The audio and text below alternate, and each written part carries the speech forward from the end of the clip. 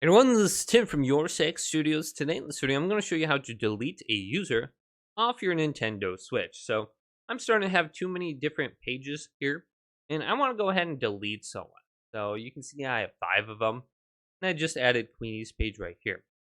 So let's go to System Settings, scroll on down to Users, then go to the right. Now if you scroll on down, you'll notice you can change the order of these pages. Just select it and move it around. You can add a new user or you can transfer your data. There's no option to delete it.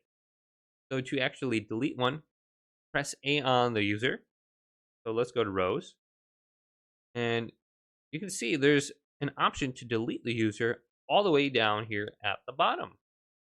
So we can select this now. It says please wait. Now it says deleting this user will delete all the save data associated with the user that is currently stored in the console system memory. Additionally, the associated Nintendo account will be unlinked, and the software that has been purchased using the account will not be usable on this console. So just a heads up, if you delete it, you might run into some issues with the games that you bought.